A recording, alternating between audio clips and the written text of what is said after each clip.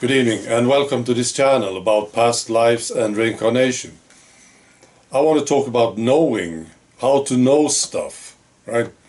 And I want to read you a comment which has to do with this, right? So this is the comment. Last night I was sleeping on my couch and my terrier dog was in deep sleep on his couch. All of a sudden he jumps up and starts barking frantically. He went to the end of the living room, I suppose, which goes into the kitchen, stopped barking and just froze in place. I knew he saw something as he was reacting to this invisible being. This being usually comes around this time of the year, before Christmas, I suppose. My daughter's dog that passed away has reacted in the same manner in the same place. I would like to know how I can find who this being is. My daughter said, "He's not a bad being. I think he's here to protect you, Mom." Well, I think it's funny because I think your daughter knows who it is. And I think your dog knows who it is. And I think you know who it is. See? And that's what I want to talk about. How to know. How to be sure. See? And this is what I have observed. When you wander off from your first answer, the first thing that you come up with, instantly, if you ask yourself a question, the first answer that comes up is usually the correct one. Because this is you, see? Time and thinking adds confusion and you sort of wander off from you. You are truth. See? That's what I have observed. Now sometimes, you see this, right? Some people have this gut feeling about something. And then they are convinced by friends or propaganda that they were wrong. And they are fooled. Sometimes they go back to the first answer. And they say, I believe that I was right from the very beginning about this. This is the answer. This is my decision. Now, people who can hold on to this gut feeling and not compromise with it, I think they are usually in a very good shape. I'm sure you've seen this. People who think, they analyze. Long time they think about things before they come up with the answer. They are usually in a poor shape. This is my experience. So I get along with these people who trust their instincts. And I try to do this all the time. My first answer, I think, is correct. Then, of course, you can look at things, right? Because you could come up with something else, of course. But the first answer, important questions, of course. I'm not talking about what sofa to pick for your living room or what carpet to buy. That's not what I'm talking about.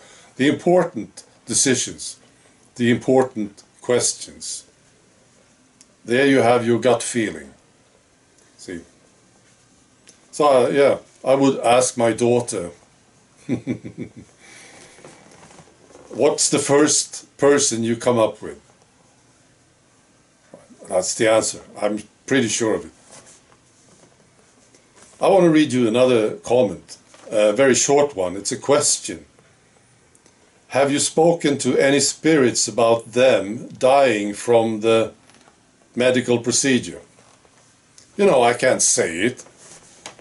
That's right. I'm banned immediately if I use the word. Others, they are not banned. I don't know why. I don't understand. So I can't say it. But you know what I'm talking about. The thing that's been going on lately, a lot. Medical procedure, right? So that was the question. Have I spoken to any spirits about them dying from the procedure? And I did. I talked to my older brother. Some of you know this. My older brother died a year and a half ago. And I was certain that he died from the thing. And I was waiting for him to contact me. I expected him to contact me. Me and my brother, we had a fantastic connection. Yeah, it's still hard for me to talk about it, this guy. But yeah, we really liked each other. We got along very, very well. And I expected him to contact me after he died. You know, some don't. I have known people who died and they never contacted me, you see. And some take a long time before they do. And some are quick. Now, my brother came. I think in 5 days he was there. And we started talking. And we talked immediately about this thing, this medical procedure. And I said, you know, this killed you. And he agreed. Now, there's a thing about my brother I want to tell you about. Because he's got a special way to contact me, to show me that it's him. And it's a cartoon. He shows me a cartoon. You know, when we were young, we both liked this cartoon very much. Asterix, you know, this Belgian cartoon. And, you know, we talked about it and we enjoyed this cartoon very much. So when he comes to talk to me, he just shows me the cartoon, right? And I know it's him. So that's how we do it, how he's doing it. All right, so now my brother, he doesn't easily get angry. It's been like this with him as long as I've known him. It takes a long time for him to get angry. So we talked about this medical procedure and he agreed it killed him, but he wasn't angry, you see. And then after, I think a month later, he came. And I didn't bring it up, but he did. And he said, well, he was pissed off. He was furious about it. So I think he's been looking into it. He was furious. I've never seen him so angry. So he said, you know, this thing killed me. You know. And he was so worried about his children and his grandchildren. Extremely concerned about this. And he gave me a very nice acknowledgement for what I'm doing. And he said, you know, be as brutal as you want about this. Don't hold back on this. Just keep it up. Keep talking about this thing. This is totally crazy what's happening. So I'm sure he's been looking into it. See? They talk about it on the other side. Of course they do. These people are concerned about their relatives and their families and grandchildren, everything. And what's happening on the planet, of course. They talk about this. So he was so angry, yeah, like I said. I've never seen him so angry. So that's what happened.